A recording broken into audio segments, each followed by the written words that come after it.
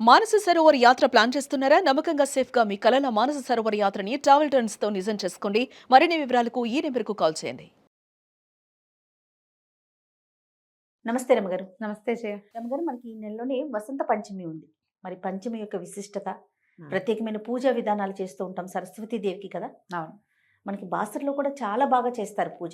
వర్గల్లో కూడా బాగా చేస్తాం. అవును రమ్మగారు, వర్గాలు వెళ్ళాలి రమ్మగారు, ఎప్పటి నుంచో అనుకుంటా ఉన్నాను. వెళ్దాం. బాసర వెళ్ళాను కానీ వెళ్దాం. ఒకసారి వెళ్దామండి. సాయంకాలము వర్గల్లో ఆ, హారతి ఇచ్చే వేళ మాకు బాగుంటుంది. అవునా? కొన్నేళ్ల క్రితం మేము వెళ్తే హారతి ఇస్తారు ఉండండి అని చెప్పారు. ఆహా. ఏ ఏ ఆ, సమయానికండి? 7 గంటలు 7:15 అనుకుంటున్నాను నేను. 7 తర్వాతే మొత్తం దీపాలన్నీ ఈ ఎలక్ట్రిసిటీ దీపాల లైట్లనే తీసేశారు. అమ్మవారు ఒక తెల్లని చక్క వస్త్రం, అది మహా చక్కటిది. సాయంకాలాలు మహా బాగుంటుంది. ఆ హారతి ఇస్తుంటే ఆమె హారతితో పాటు కళ్ళు తిరుగుతున్నట్టున్నాయి జయ, పైకి కిందకి. బాగుందంటే ఆ వర్గంలో అమ్మవారి దర్శనం ఆ సాయంకాలం వేళ ఒక 6 సంవత్సరాలైనా అయింది. బ్రెయిన్లో ఇంచి పోలా అది. అవునా? అంత అద్భుతంగా ఉంది. ఓకే. అన్ని హారతులు ఇస్తారు సాయంకాలం వేళ. ఆహా. ఈ హారతి ఇచ్చే వేళలు అమ్మవార్ల దేవాలయాలు అన్నిట్లలోనూ విశేషంగా ఉంటాయి. ఆ తర్వాత ఇంకా క్లోజ్ చేసేస్తారు. దాని తర్వాత ఇంకా కాసేపు అయిన తర్వాత క్లోజ్ అయిపోతుంది. మహామంగళ హారతి అని సాయంకాలాలు ఇస్తారు. చాలా బాగుంటుంది. ఓకే. వసంత పంచమి, మాఘశుద్ధ పంచమిని వసంత పంచమి చెప్తారు.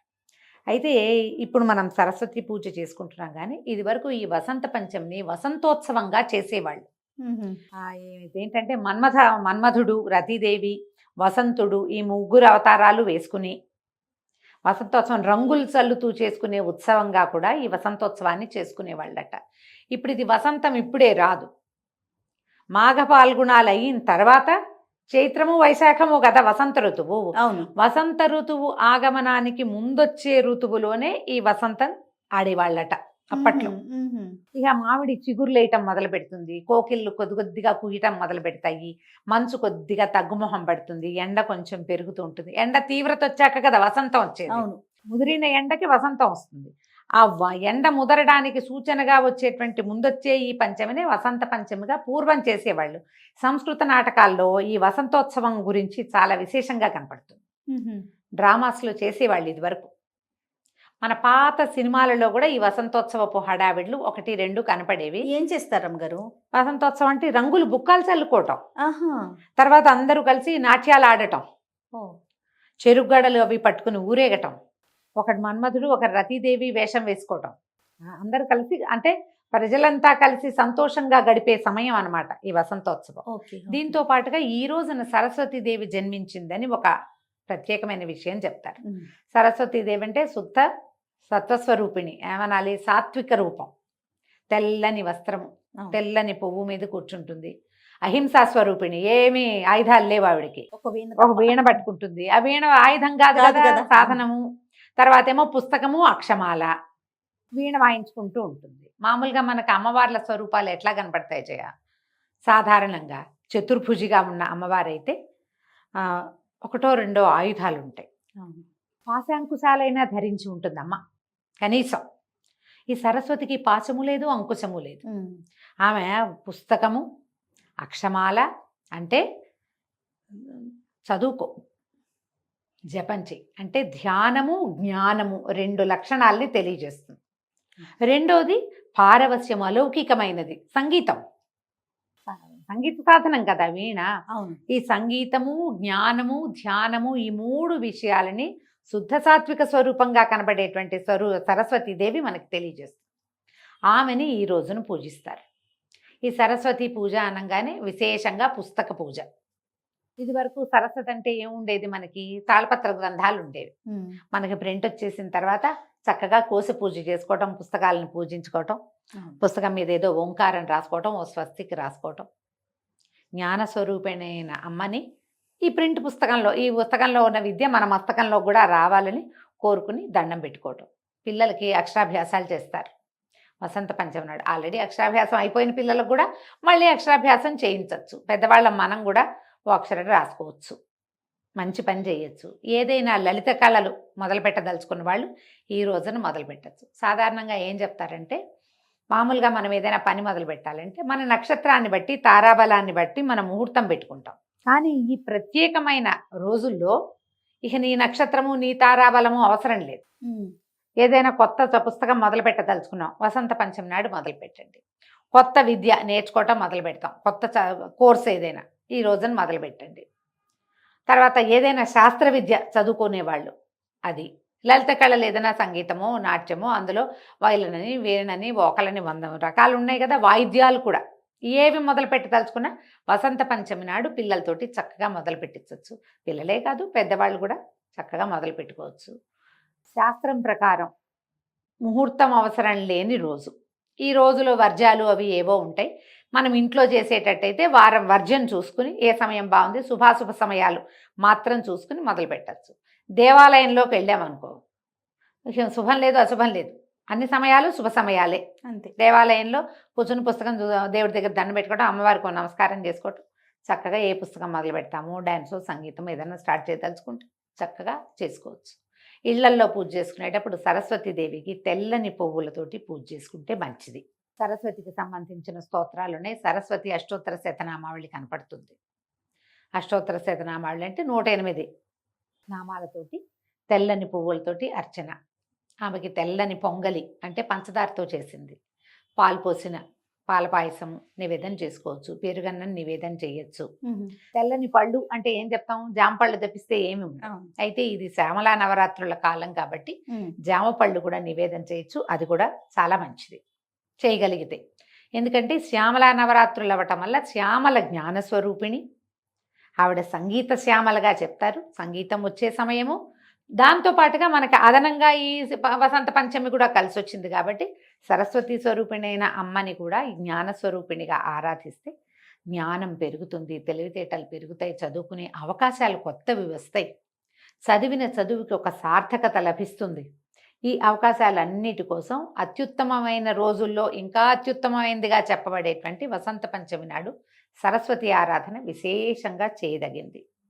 మా ఇంట్లో లేదు, ఇప్పుడు ఇదివరకు ఎప్పుడూ చేయలేదు, ఏమీ తప్పులేదు. ఇంట్లో లేకపోయినా పర్వాలా, మీరు ఇంతకుముందు చేసుకోకపోయినా పర్వాలేదు, ఇప్పుడు లక్షణంగా చేసుకోవచ్చు. పెద్ద హడావిడేం లేదు. అమ్మవారికి కొంచెం గంధం సమర్పించడం, 2 పువ్వులు సమర్పించడం, తర్వాత ఒక పండు, ఏదైనా నివేదన, ధూపము, దీపారాధన ఎలాగూ చేస్తారు, హారతి ఇవ్వండి, పెద్దవాళ్ళకి నమస్కారం చేసుకోండి, ఇది చాలు. ఇంత మాత్రం. మీకు కుదిరితే దగ్గరలో ఎక్కడైనా సరస్వతి అమ్మవారి ఆరాధన జరిగే దేవాలయాలు ఉంటే అక్కడికి వెళ్ళండి. మన శృంగేరి శారదా పీఠాలు ఉంటే మంచిది. ఇప్పుడు శంకర మఠాలు కనిపిస్తాయి, శంకర మఠంలో అన్ని చోట్ల శారదాంబికే పూజింపబడుతుంది. బోల్డ్ ఉన్నాయి, మనకి దగ్గర అయితే మోతీనగర్లో ఉంది శంకర మఠం, ఎలాగుంది నల్లకుంటలో, ఇంకా ఉన్నాయి 2-3 హైదరాబాద్లో. మీ ఊళ్ళల్లో శంకర మఠాలు ఉంటే శారదాంబని ఆరాధన జరుగుతుంది విశేషంగా. ఆమెకు వెళ్ళి నమస్కారం చేసుకుంటే సరిపోతుంది. ఇంట్లో సరస్వతీదేవి కాలు మీద కాలేసుకుని వీణ పుచ్చుకున్న ఫోటో ఉంటుంది, చక్కగా ఆ ఫోటో ఒకటి ఇప్పటిదాకా లేకపోతే కొని తెచ్చి పెట్టుకోండి ఇంట్లో. ఇట్లా సాత్విక స్వరూపిణిగా ఉన్న అమ్మని చూసి దండం పెడుతుంటే మన విద్య సాత్వికంగా ముందుకెళ్తుంది. నాకు వచ్చేసిందన్న గొప్ప రాదు. ప్రధానమైనది ఏంటంటే మనకి చదువు జ్ఞానము వీటి వల్ల వినయం రావాలి. అవును, సాధారణంగా వినయం రాదమ్మా. పూర్వం చెప్పేవాళ్ళు విద్యా దదాతి వినయం వినయాద్యాతి పాత్రత, పాత్రత్వాత్ ధనం ఆప్నోతి ధనాధర్మం తతసుఖం అని. సుఖం సంగతి పక్కకు పెడితే ముందు విద్యా విదదాతి వినయం అన్నారా. విద్య వల్ల వినయం వచ్చేది ఎక్కడ కనపడుతుంది, ఫస్ట్ మార్కు రాగానే మనవాడు ఎక్కుతాడు ఈ పైకి ఎక్కడికో, అక్కడి నుంచి దిగరు. దిగితే డిప్రెషన్ వస్తుంది కానీ బుద్ధి రాదు. అవును, డిప్రెషన్లు వస్తాయి అనవసరంగా. మనకు అది కాదు, ఎంత నేర్చుకున్నా ఇంకా నేర్చుకోవాలని, ఇంకా తెలుసుకోవాలని, ఇంకా ముందుకెళ్ళాలని. అంటే ఎప్పుడైతే మనం వెళ్ళాలనుకుంటామో మనం ఎక్కం కదా, నడుస్తాం. అవును, ముందుకెళ్ళాలంటే ఏమిటి, మెట్టెక్కి పైన కూర్చుంటే అక్కడే కదా కూర్చుంటాం. మనం కూర్చునటం కాదు, మన పాయింట్ ఏమిటి, ముందుకి నడవాలి. ఆ నడిచే విధానము మనకి ఒక శుద్ధమైన సాత్వికమైన స్వరూపాన్ని చూస్తేనే వస్తుంది. ఆవిడే సాక్షాత్తు సంగీత విద్య అయితే ఆమె ఎందుకు వీణ వాయించి కనపడాలి మనకి? సాక్షాత్తు సంగీతమే స్వరూపం అయినప్పుడు ఆవిడ వీణ వాయించుకుంటూ ఆనందిస్తోందని ఎందుకు చూపిస్తున్నాం మనం? నువ్వు సంగీత స్వరూపిణివే అయినా కూడా నువ్వు కూడా నిరంతర సాధన చేయాలని చెప్తుంది సరస్వతి రూపం. కరెక్ట్ అండి. అంతే కదా, జ్ఞానం ఉన్నవాడు నిరంతరం చదువుకోవాలి. ఏదైనా ఒక విషయం తెలిసినవాడు, ఒక విద్య వచ్చినవాడు నిరంతరము ఆ విద్యలో రమిస్తూ ఉంటేనే ఇలా సాత్వికమైన స్వరూపంగా ముందుకెళ్ళగలుగుతారు. ఆ ముందుకెళ్లే విధానాన్ని సరస్వతి స్వరూపమే ప్రోత్సహిస్తుంది. కాబట్టి చక్కగా ఒక చిన్న సరస్వతి ఫోటో ఒకటి పెట్టుకోండి ఇంట్లో. ఇప్పటిదాకా తేపోతే ఇప్పుడు తీసుకురండి. తప్పకుండా. రోజు కనపడేలాగా పెట్టుకోండి. పిల్లలకి దండం పెట్టడం అలవాటు చేయండి. సరస్వతి నమస్తుభ్యం ఉందండి మనకి చిన్న శ్లోకం. వరదే కామరూపిణి విద్యారంభం కరిష్యామి సిద్ధిర్భవతు మే సదా. అంతే. ఇంకా ఎన్నో ఉన్నాయి సరస్వతి శ్లోకాలు. మీకు కుదిరింది పిల్లలకి చక్కగా నేర్పించండి. అది రోజు ఒకసారి చెప్పేలా చేయండి. అవకాశం ఉంటే అది చేయొచ్చు, లేదా ఈ ఒకరోజు చెప్పించండి నోటికి. సింపుల్గా తేలికగా పూజ చేసుకోండి. పిల్లల్ని కాసేపు కూర్చోబెట్టి చదివించండి. పిల్లల పుస్తకాల మీద ఓంకారం రాయండి. వాళ్ళకి తెలుగు వస్తే లక్షణంగా వాళ్ళతోటి రాయించండి. చక్కగా ఓ పెన్సిల్తో గీసి దీని మీద ఈ పసుపుతోటో ఈ గంధంతోటో నువ్వే రాయి, అప్పుడు నీకు బాగా చదువు వస్తుంది, బుద్ధి వస్తుంది అని పిల్లలకి మంచి మాట చెప్పండి. మీ పుస్తకం ఉంటే మీరు కూడా డైరీలో రాసుకోండి. కొంతమందికి జర్నలింగ్ అలవాటు ఉంటుంది, రోజు రాసుకుంటారు కదా, చక్కగా డైరీలో రాసుకోండి. దానివల్ల ఏమవుతుంది, ఒక పాజిటివ్ ఆరా పెరుగుతుంది. మీకు జీవితం ఎప్పుడు చచ్చేదాకా నేర్చుకోవాలి అంటారు. అవునండి. ఈ నేర్చుకునే విద్య ఎక్కడిది? ఈవిడి వల్లే వస్తుంది, లేకపోతే రాదు కదా. కాబట్టి సరస్వతిని పూజించండి.